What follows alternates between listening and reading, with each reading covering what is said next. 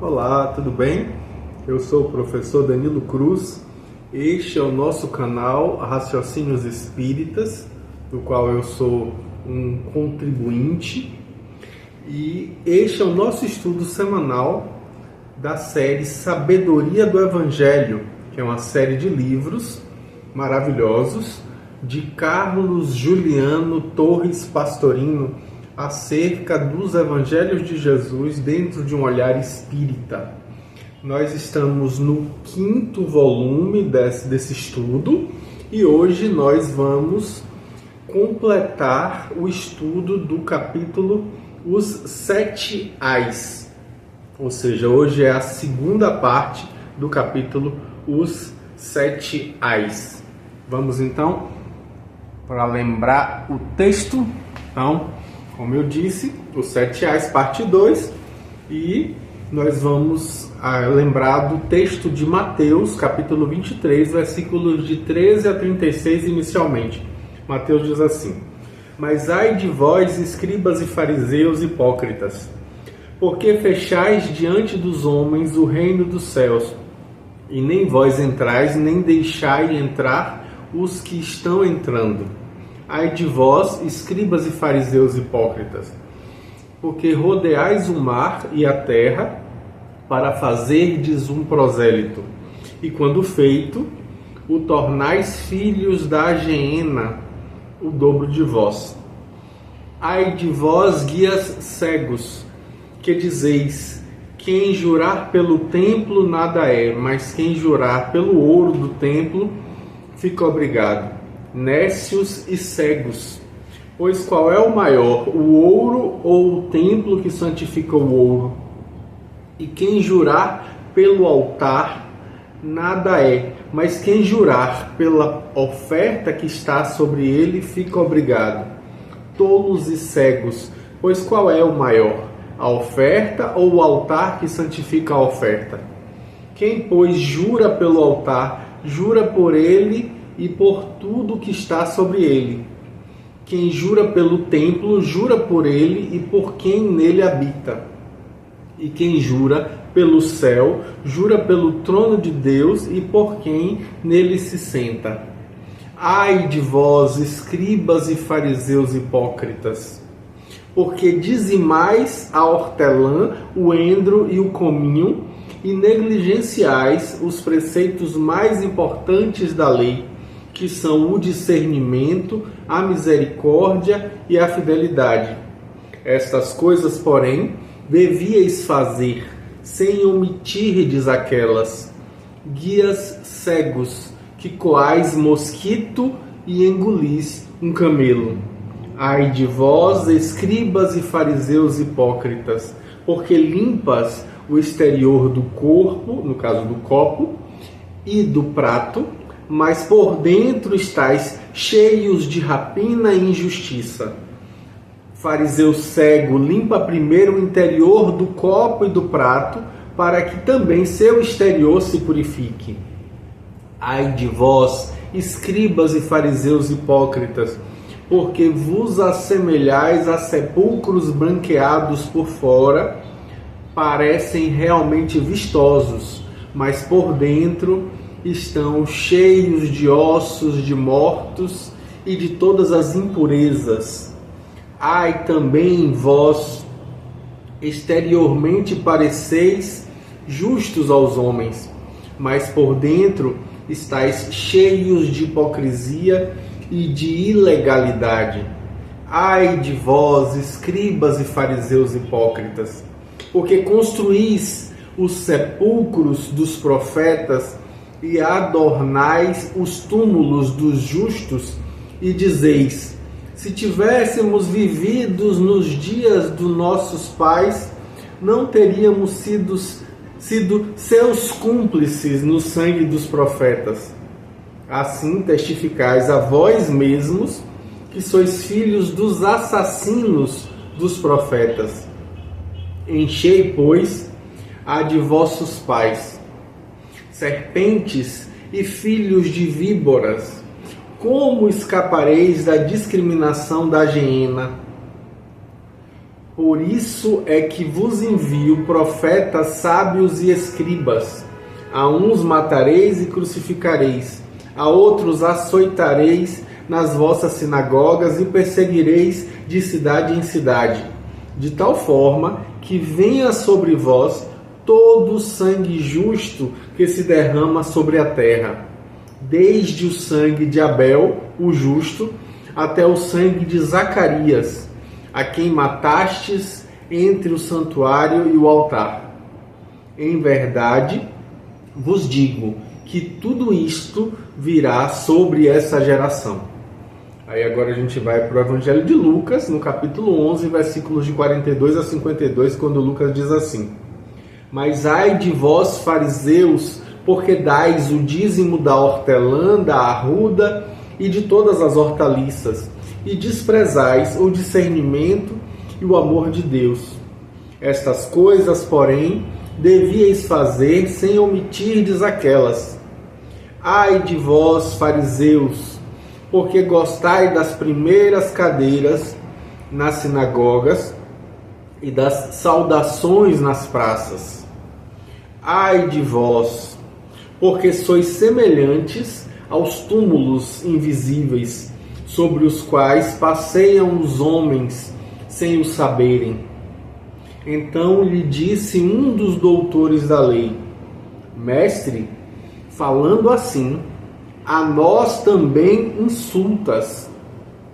Respondeu ele: Ai de vós também, doutores da lei, porque carregais os homens com fardos opressivos, e vós nem com um dedo vosso os tocais.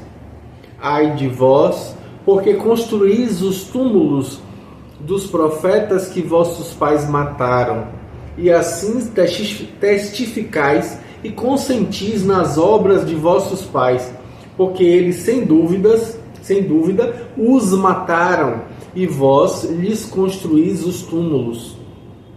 Por isso também disse a sabedoria de Deus: enviar-lhes-ei profetas e emissários, e a alguns eles matarão e outros perseguirão, para que esta geração se peça o sangue de todos os profetas derramado desde a fundação do mundo, desde o sangue de Abel até o sangue de Zacarias, que foi morto entre o altar e a casa. Sim, eu vos digo que se pedirá a esta geração. Ai de vós, doutores da lei, porque tirastes a chave da gnose. Vós mesmos não entrais e impedistes aos que entravam. Então, antes de passar à inventiva final, vamos examinar rapidamente as duas condenações restantes de Lucas, que a gente não viu no capítulo, na primeira metade do capítulo. O oitavo, que é a segunda de Lucas, salienta o orgulho e o convencimento desmedido dos fariseus, que fazem questão dos primeiros lugares nas sinagogas e de serem saudados por todos. Essa condenação também aparece em Mateus, no capítulo 23, versículo 6, texto que no Evangelho aparece logo antes do que está sendo comentado, mas que na realidade foi proferido cronologicamente em uma época posterior. E o nono, que é o quarto de Lucas, acusa-os de sobrecarregar a humanidade com fardos opressivos e com obrigações insuportáveis, embora não queiram para si nenhum tipo de trabalho.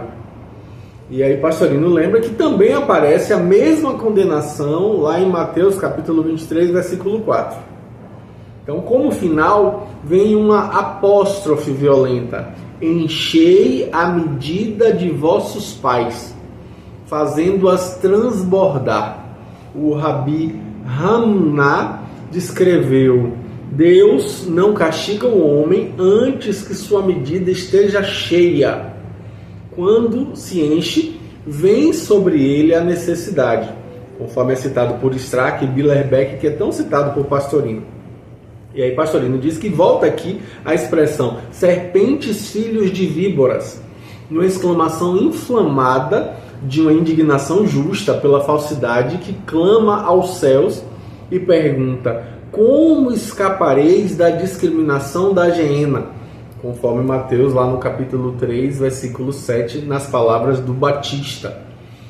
E aí, entretanto, o Cristo ainda envia profetas, que são médiuns falando sobre ditado, sábios, é o sófos, que no hebraico é hakami, que falam por sua própria sabedoria, e escribas, que são os gramatéis, os intérpretes, que explicam os textos de uns e de outros.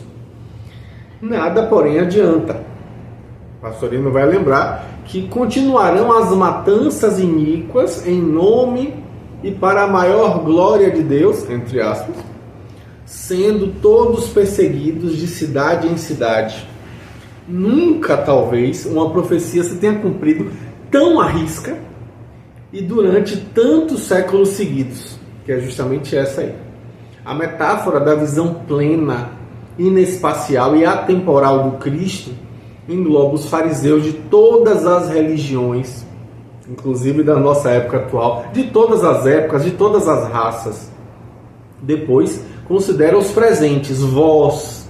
Sobre vós é que recairá, o EIT sem a partícula duplicativa, o sangue inocente, o Haimá Diakon, que é a expressão muito usada mesmo em hebraico, que é damnaki, que se derrama, que em grego é ekshin omenon, particípio presente, sobre a terra, epiteges, não sobre o cosmo, mas sobre o chão.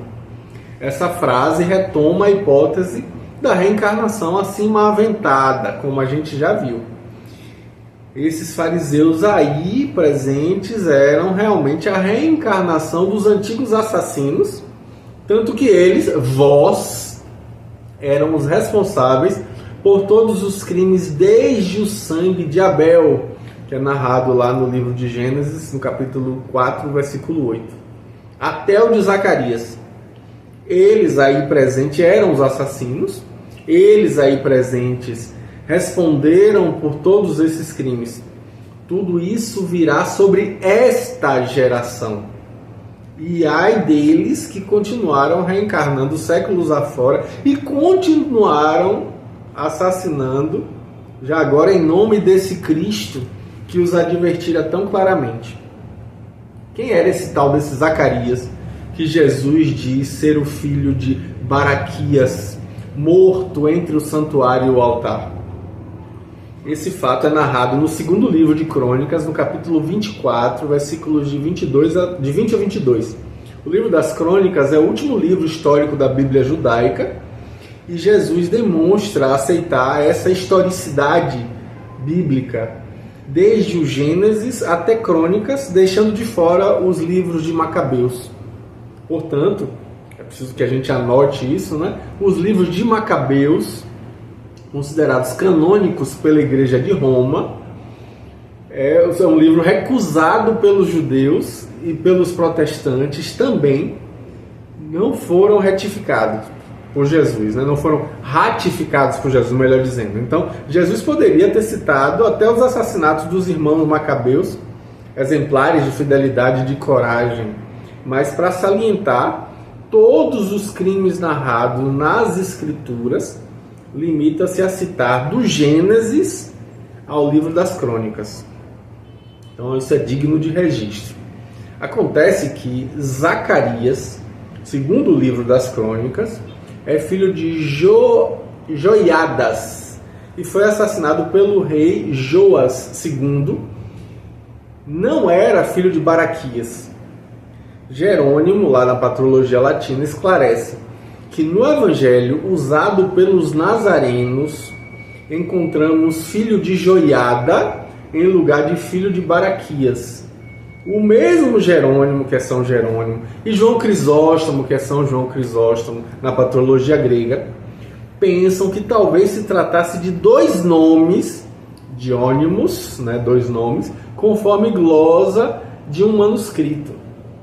Alguns críticos, como Clostermano, Lagrange, Loise, Durand, Prat, etc., consideram a frase filho de Baraquias como uma glosa posterior ao Evangelho de Mateus, já que não existe isso no Códice Sinaítico, nem no trecho correspondente de Lucas. Então, realmente, quem era o filho de Baraquias era o profeta Zacarias, que nada tem a ver com este citado por Jesus. Mas algum escriba que já tinha no ouvido o nome do profeta Zacarias, filho de Baraquias, achou por bem acrescentar esse esclarecimento ao texto de Mateus, o que é, na verdade, qualificado como uma glosa antiga, como diz, por exemplo, Loaz, no L'Evangile Synoptique, publicação de 1907. E glosa errada, como diz Durand, no Evangelho de Saint-Matthieu, que é de 1924. Que significa exatamente a expressão final: tudo isso, tal tapanta, virá sobre essa geração.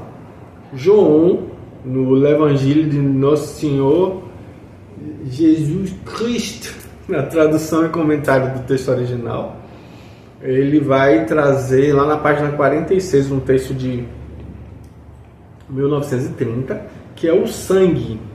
Lagrange diz ser o crime. Bise, no Evangelho de São Mateus, no livro dele de 1946, prefere ver aí o castigo.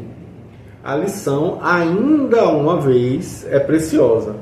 O discípulo que segue o mestre, que é dirigido pela individualidade, não pode ser covarde.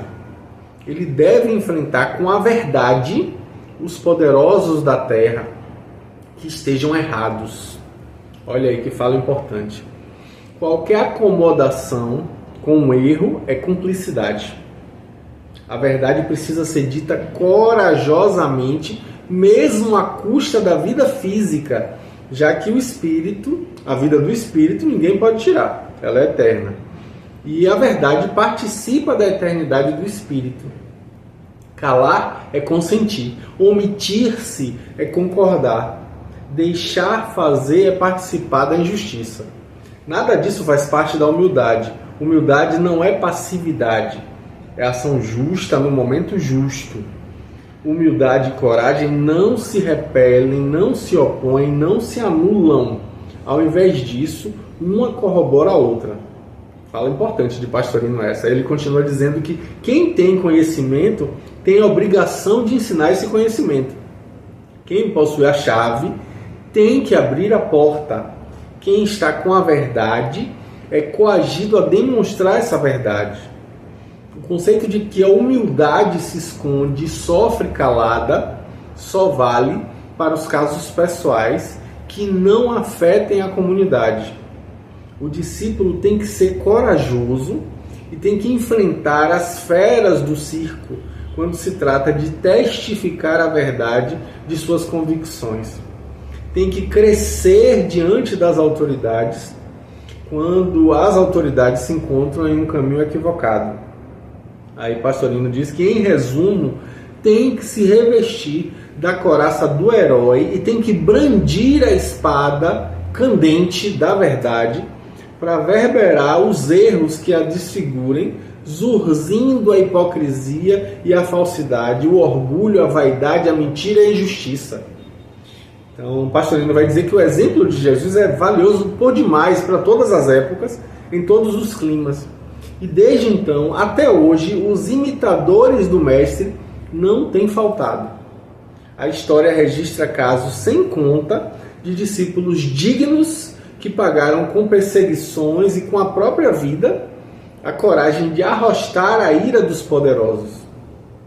Também essa linguagem forte serve para nós como modelo.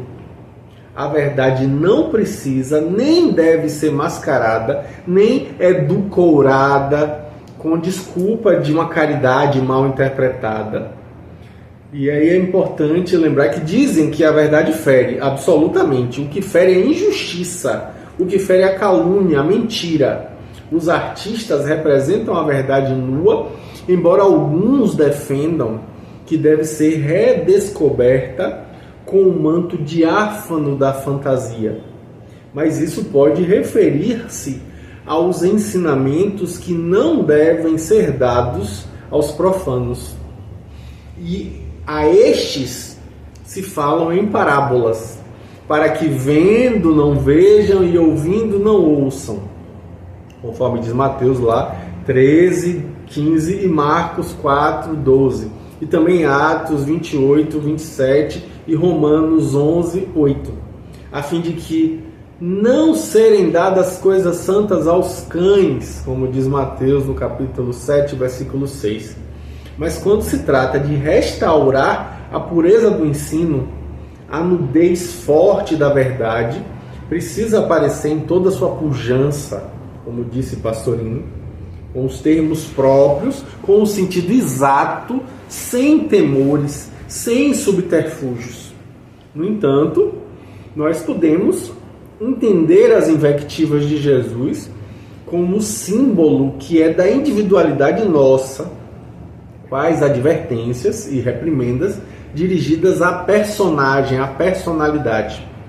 Muito comum em todos nós é que a personalidade, essa personagem encarnada com seu intelecto maroto, como disse Pastorino, crie inúmeras desculpas para escapar ao controle do espírito, enquanto este quer levar uma vida correta e dirigir-se diretamente à meta pré-fixada por sua linha evolutiva. A personalidade, a personagem, inventa situações, forja planos, imagina fugas, envereda por desvios, tudo para se sobrepor, para aparecer, para brilhar, resplandecer, para ofuscar e embair os incautos. Mergulhada na matéria densa, tendo perdido o contato com o eu profundo, volta-se para as exterioridades, onde busca o reconforto dos aplausos externos, das bajulações, das posições elevadas, dos elogios, das falsidades. Aquele salamaleque todo, né? Pois então, Pastorino diz que, não possuindo força interna, não sendo, procura aparentar o que não é, por atos, palavras, posições, afirmativas vazias, que não concordam com o âmago.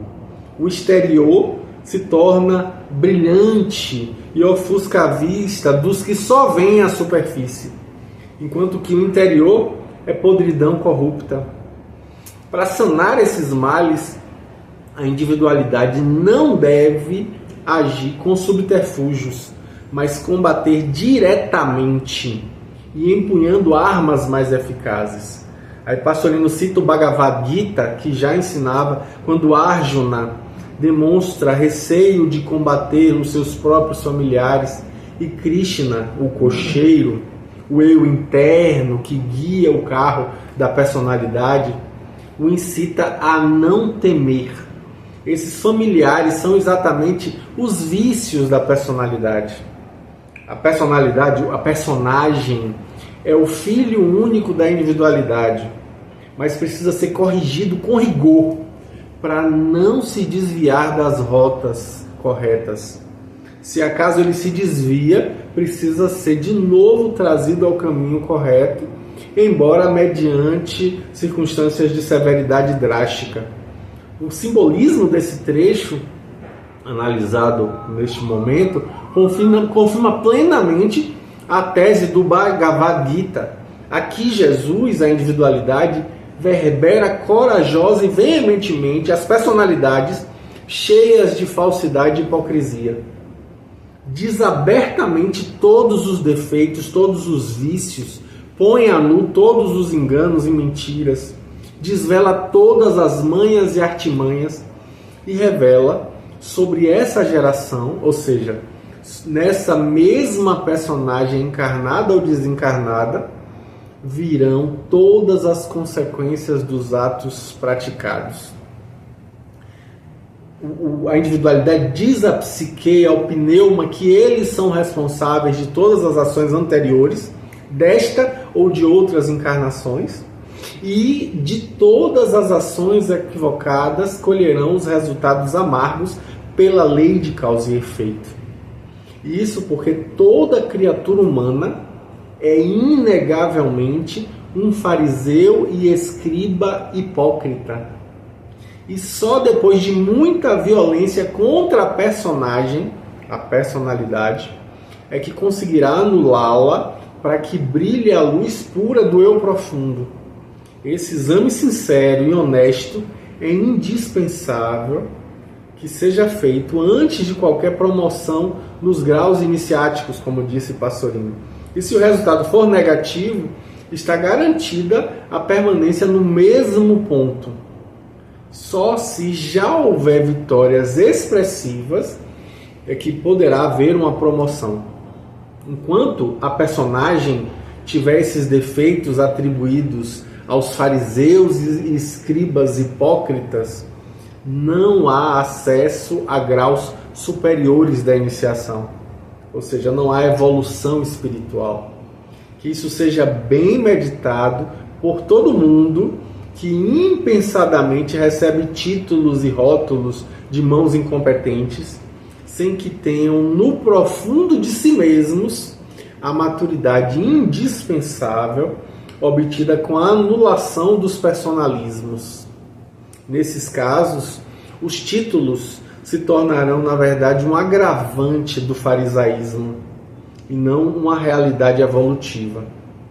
O mestre, que tem por encargo iniciar os candidatos, em cujas mãos se encontra a responsabilidade pesada e intransferível de verificar a possibilidade de cada um, não pode ser medroso e nem tímido.